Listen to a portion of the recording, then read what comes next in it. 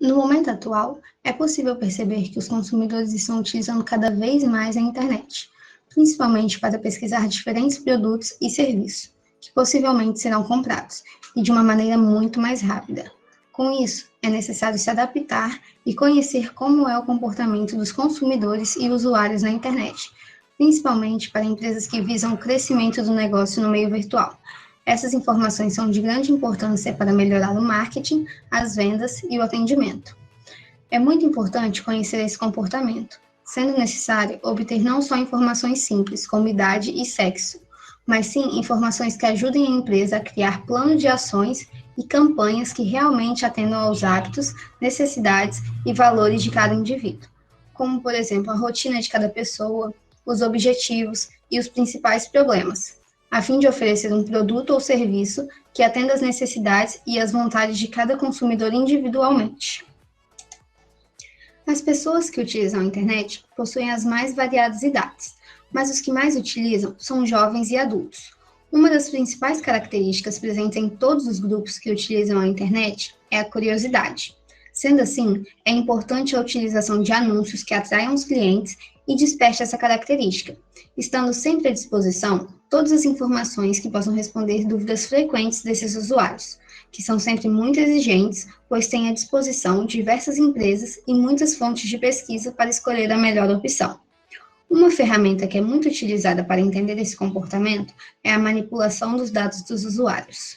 Quando entramos na temática comportamento do consumidor na internet, temos atrelado a isso questões direcionadas à manipulação de dados dentro do ambiente virtual. No mundo atual, a propaganda tem sido uma ferramenta importante entre as relações da marca com seus consumidores, promovendo estímulos ao mercado diante a necessidade de compra do produto, ou até mesmo algo além disso, como uma experiência, status ou um estilo de vida. Entretanto, quando tratamos da manipulação de dados na internet, é traçado um viés referente ao controle do comportamento do usuário através de uma violação do acesso aos dados do mesmo. A web é um ambiente em constante atualizações.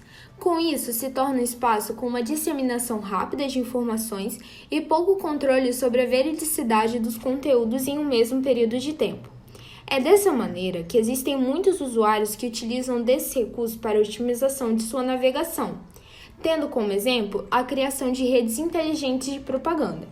Já outros recorrem a artifícios de manipulação para atrair acessos aos referentes sites, podendo acarretar inclusive a construção ou destruição de reputações consolidadas e vigentes. As redes sociais, aplicativos, sites e outros dispositivos online são os grandes recursos que possuem essa capacidade de obtenção de dados de seus usuários, a partir da maneira que o mesmo se comporta quando faz o uso da plataforma.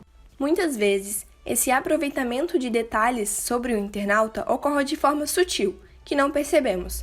Ao acessar o Facebook, por exemplo, e visualizar um alerta sobre a possibilidade de chuva, certamente não pensamos que a precisão apresentada neste alerta só foi possível porque a localização atual do usuário foi identificada, e com base nesse dado, é exibida a previsão do tempo. Dessa forma, empresas podem mapear suas informações e categorizar quem somos por meio de características, de gostos particulares e lugares que frequentamos. Questões que ficam evidentes pelo tipo de conteúdo que você preenche, posta ou acessa. Um exemplo básico disso ocorre através do poder do like. O famoso botão de curtida é um dos principais componentes de boa parte das mídias sociais hoje. Ele é utilizado como uma forma de mapeamento daquilo que o usuário se interessa. Ao curtir uma publicação, podemos perceber que cada vez mais publicações semelhantes a essa surgem para nós, construindo teias de preferência personalizadas, o que propicia a manipulação dos usuários à conveniência de produtos e de ideias de interesse. Essa prática de tentar influenciar o comportamento de um determinado público foi certificada por meio de experimentos que mostram como aquilo que lhe é mostrado na plataforma influencia se o usuário continuará utilizando a plataforma ou não. Em 2012, o Facebook financiou o experimento onde milhares de usuários tiveram seus feeds manipulados, de modo a analisar o contágio emocional dos mesmos. Este consistiu em analisar como os usuários se comportavam perante notícias e publicações positivas versus notícias negativas. Dessa maneira, percebeu-se que aqueles que tiveram contato com os posts positivos fizeram posts de acordo com a emoção que lhes foi mostrada, e aqueles que não tiveram esse contato preferiram desligar-se da rede social. Brexit. O Brexit é uma abreviação das palavras de língua inglesa British e Exit, que querem dizer saída britânica. Mas sair de onde? Quer dizer saída britânica da União Europeia. Mas o que seria a União Europeia? E por que eles sairiam? A União Europeia, como o nome já sugere, é uma união aduaneira entre a maior parte dos países do continente europeu. Essa união diz respeito a uma área de livre comércio, sem existência de qualquer forma de barreira alfandegária e com uma tarifa externa comum para todos os países de fora do bloco que queiram negociar com os países pertencentes. Além disso, praticamente não existem fronteiras. Há uma livre circulação de pessoas por todos os países membros do bloco. A União Europeia foi criada logo após a Segunda Guerra Mundial, visando uma maior integração comercial. Pensava-se que com os estados tendo suas economias mais integradas, o risco de uma nova guerra diminuiria, pois um conflito afetaria a todos. Atualmente é formada por 27 países membros, dos quais 19 utilizam o euro como moeda principal, e tem 314 milhões de habitantes. Em uma palestra para o TEDx, Carol Cadwallader conta que um dia retornou ao país de Gales, onde nasceu, e que mesmo havendo grandes projetos financiados pela União Europeia, a população dizia não encontrar motivos para permanecer no bloco. Diziam precisar de controle novamente, que estavam cansados de imigrantes e estrangeiros. Um fato curioso é que aquela era uma das cidades com a menor taxa de imigrantes. As obras financiadas pela União Europeia contêm uma marca demonstrando ser obra da União, uma placa. As pessoas viam aquilo, mas por algum motivo discordavam. Ao circular pela cidade, ela conta que as pessoas comentavam, ora ter visto no Facebook uma informação sobre o mal dos imigrantes para o país, outrora sobre o quanto de trabalho eles estavam roubando. Uma verdadeira lavagem cerebral foi feita na cabeça dessas pessoas, que com medo votaram por deixar a União, no plebiscito que ocorreu em 2016, mesmo sem ter confirmação da veracidade dos fatos. No Reino Unido, há um limite de quanto pode ser gasto em uma eleição. Esse valor existe para que não haja compra de votos, como era comum no passado. O valor gasto pela Cambridge Analytica foi superado em muito a quantidade permitida. A Cambridge Analytica funcionava de forma a rodar algumas pesquisas na plataforma do Facebook. As pessoas, ao clicarem, acabavam permitindo acesso aos seus dados. Tendo em posse esses dados, a companhia enviava certas notícias, muitas suspeitas, diga-se de passagem, que continham um viés ideológico bem marcado, assustando as pessoas sobre os imigrantes e dizendo que eles iriam roubar o dinheiro do país, culpando a União Europeia por aceitar os refugiados. Tais fatos ocorreram não apenas na Inglaterra, mas também do outro lado do oceano. Um político americano chamado Ted Cruz utilizou dos dados da Cambridge para impulsionar sua campanha, e também, mais tarde, a do ex-presidente Trump. Voltando para o antigo continente, os dados foram fazendo a mente das pessoas. Desde 2014, essas informações já eram coletadas pela companhia e foram sendo utilizadas desde aquela época, até que em 2016 foi escolhido deixar a União Europeia com apenas 2% de diferença. O que deixa claro que, sem a influência das fake news, o bloco europeu continuaria sem nenhum divórcio. Depois da explicação feita sobre o Brexit e o controle do consumidor em cima dele, vou falar um pouco sobre a eleição brasileira, principalmente a de 2018, quando a internet dominou o cenário e a escolha do voto dos eleitores, sendo assim considerado um caso do comportamento do eleitor brasileiro. Sem dúvidas, uma das principais novidades da campanha eleitoral de 2018 foi o uso mais intenso das redes sociais. De um lado, as fake news que povoaram as campanhas em todo o país, e de outro, o recurso poderoso que essa ferramenta tem para divulgar as ações dos candidatos, mas principalmente para formar um exército dos defensores daquela candidatura. A vitória de Jair Bolsonaro, que tinha apenas 8 segundos de propaganda eleitoral do PSL, fez muita gente considerar ainda mais importante o papel das redes sociais e mídias alternativas de televisão. Afinal, ele estruturou sua campanha unicamente para as redes sociais. Desde 2014, ele recorre ao Twitter para atacar adversários. Foi assim que assumiu a condição de antipetista, e depois de eleito para fazer anúncios de decisões como escolha de ministros. Entre todos os candidatos à presidência, Bolsonaro e o candidato do PT, Fernando Haddad, que chegou em segundo lugar, eram os que tinham estratégias de comunicação definidas, especificamente para as redes sociais. Então, nessa pesquisa feita pelo Datafolha, fica mais evidente esse uso das redes sociais, principalmente por apoiadores do atual presidente, e nos quais 45% dos eleitores totais decidiram seus votos. Na qual Jair Bolsonaro, proporcionalmente ao seu número de eleitores, tinha mais pessoas que acessavam essas notícias ou postagens nas redes sociais, sendo elas falsas ou verdadeiras. Em outra pesquisa, agora realizada pela Unesco, diz que extremistas violentos utilizam a internet para atrair pessoas, divulgar conteúdo e manter um diálogo com jovens. De acordo com a agência, a internet e as redes sociais não iniciam comportamentos violentos, mas facilitam o processo de radicalização. Os autores do estudo concluíram que a radicalização violenta deve ser vista no contexto de outras plataformas de comunicação e de fatores sociais, incluindo motivos políticos, sociais, culturais, econômicos, religiosos e psicológicos. Já no Brasil, isso também fica evidente, porque as redes sociais também são motivadores e facilitadores para a formação de grupos extremistas ou para a idolatria de alguns personagens. Por exemplo, a Sarah Winter, blogueira, presa após o seu grupo atirar fogos de artifício em direção ao STF. E Daniel Silveira, preso em flagrante recentemente após ameaçar de agressão física em vídeo os ministros do STF. Concluindo, sobre os fenômenos das redes sociais, nas eleições para o Congresso, houve também um grande número de deputados eleitos que montaram estratégias por meio das mídias sociais. Alguns contam que quase uma centena dos eleitos, a maioria novatos, fez campanha exclusivamente pelas redes sociais. Alguns youtubers e blogueiros foram eleitos e estreados na política, que sem recurso nenhum para a campanha tradicional, como o exemplo de Arthur Duval, dono do canal Mamãe Falei, que foi eleito deputado estadual em São Paulo. E já na eleição mais recente, 2020, Gabriel Monteiro foi o terceiro mais votado para vereador no Rio de Janeiro.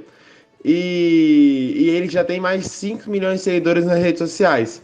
Dessa forma, eles se valeram dos inúmeros recursos oferecidos pelas redes sociais para atingir o eleitor e com o objetivo de conseguir o cargo.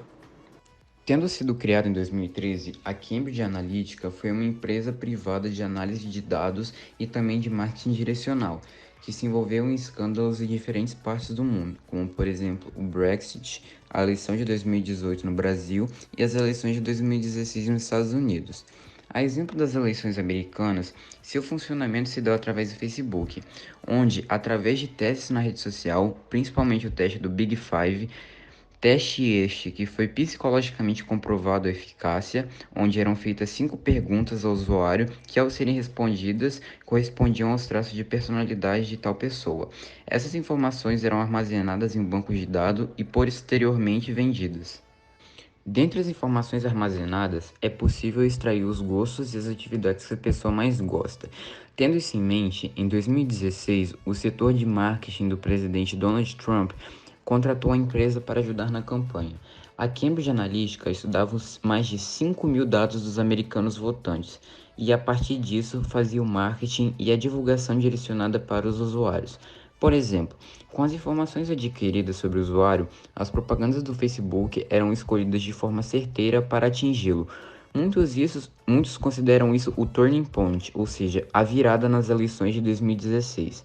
Porém, o Facebook tinha em suas cláusulas que era proibido a venda dos dados do usuário, levando a empresa a se comprometer judicialmente. Sendo sediada na Inglaterra, a SCL Group dirigiu a participação da Cambridge nas eleições americanas. O candidato republicano pagou milhões para a empresa auxiliar em sua campanha de marketing. Após os escândalos e as investigações judiciais, o presidente Alexander Nix admitiu que a empresa possuía ao menos 5 mil dados de todo americano votante que possuía Facebook, segundo o documentário Privacidade Hackeada. Os anúncios personalizados eram certeiros e impactavam bastante os eleitores, e aqueles que estavam indecisos eram diretamente influenciados pelos anúncios do presidente. É praticamente impossível comprovar com fatos científicos e dados exatos que o escândalo da Cambridge Analytica foi o fator de virada nas eleições americanas. Porém, é nítida a influência da publicidade direcionada e do controle de dados desse mercado trilionário que controla e vigia diariamente as nossas informações. Apesar das variáveis, as eleições de 2016 foram fortemente impactadas pela venda de dados. Informantes de dentro da empresa relatam como era o funcionamento dela. Segundo eles, Nix, ao fundar a empresa, incentivava os funcionários mostrando o poder e o controle de dados que as grandes corporações utilizavam. O CEO alega que é tudo uma mentira e a Cambridge Analytica foi posteriormente dissolvida em 2018.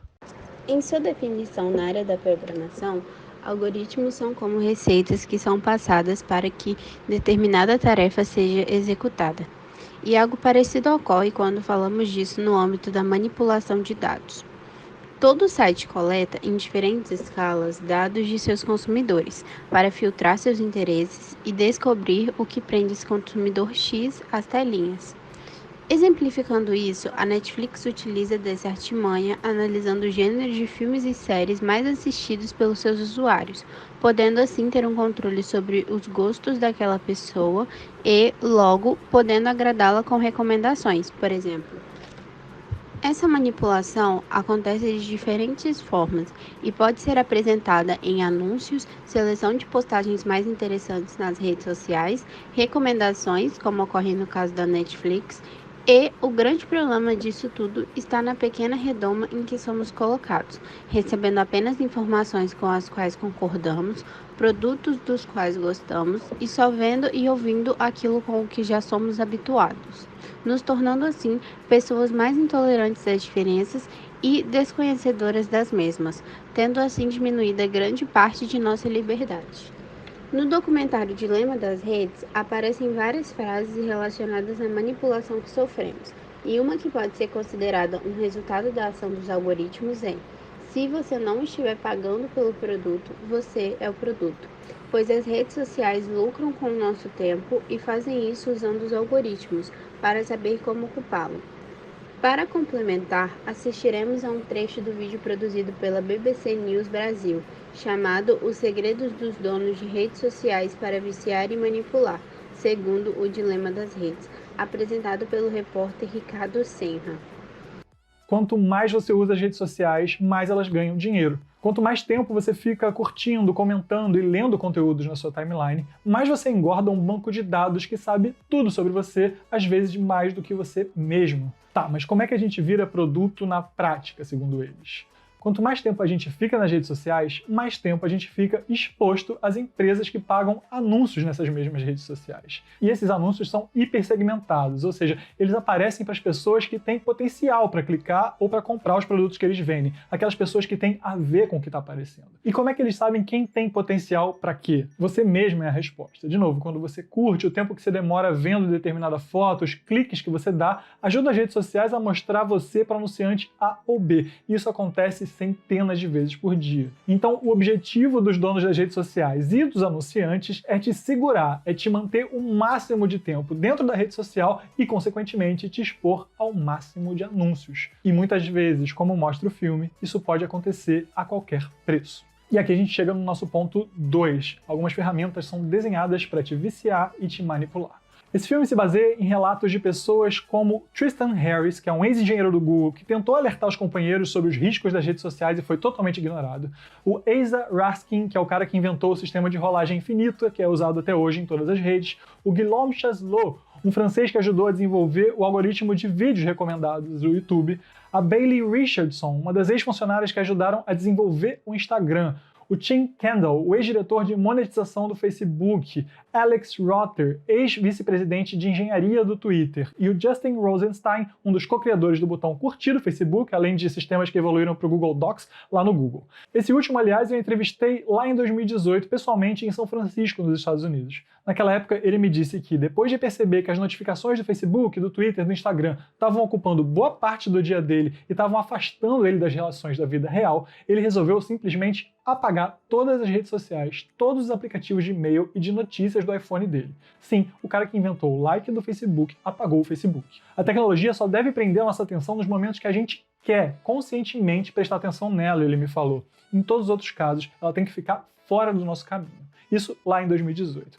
Pois bem, durante o filme eles mostram exemplos de ferramentas criadas justamente para manter a gente vidrado nas telas e dando dinheiro para os anunciantes. Um dos exemplos mais claros é a rolagem automática. Ela foi criada para que a sua experiência na rede não tenha fim. Você, por exemplo, gostaria de ler um livro que nunca acaba? Ou gostaria de começar a comer um prato que nunca termina? Você gostaria de fazer um trabalho que nunca chega a uma conclusão? Nas redes sociais é isso que você deixa acontecer e muitas vezes acha super legal e comemora. As notificações são outra dessas ferramentas feitas para viciar.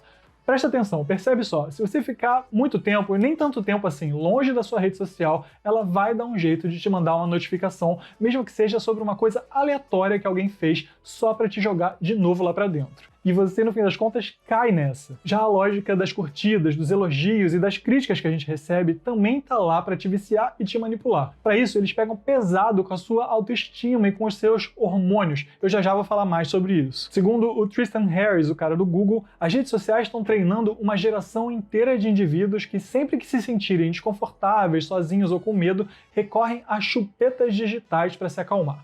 Essas tais chupetas são as validações que a gente recebe por meio de elogios e curtidas logo depois de a gente publicar uma foto e que nos fazem ficar felizes. Segundo ele, isso atrofia a nossa habilidade de lidar Algumas medidas que podemos tomar para não sermos alvos tão certeiros dos algoritmos são: não inserir dados em sites que não são totalmente confiáveis e, naqueles que achamos que são, inserir apenas o básico para o cadastro e também utilizar o modo anônimo do navegador.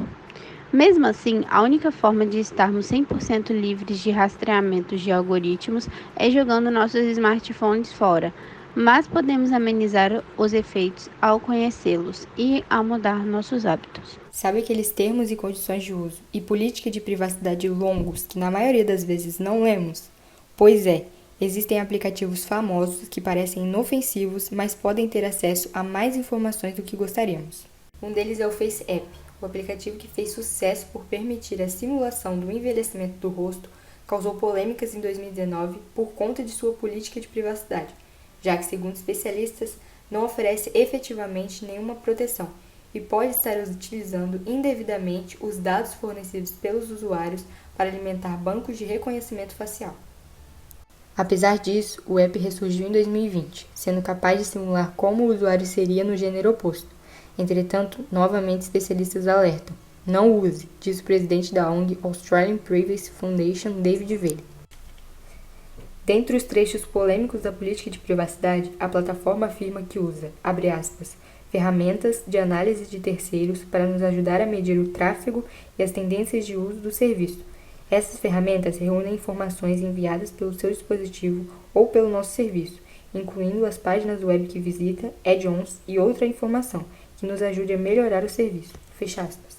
Outro aplicativo que utiliza informações de usuários, dessa vez principalmente para selecionar anúncios, é o jogo Pokémon GO, que soma mais de 100 milhões de instalações no Google Play Store.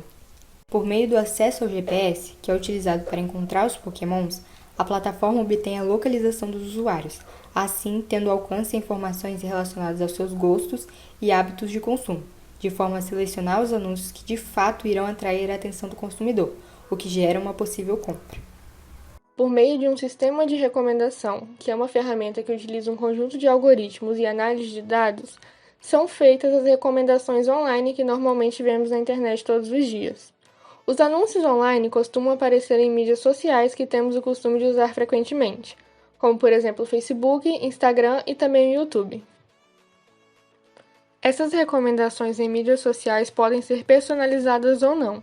Quando elas são personalizadas, esse sistema opera seus anúncios de acordo com cliques, buscas e avaliações de cada usuário para sugerir itens que tenham uma relevância para você.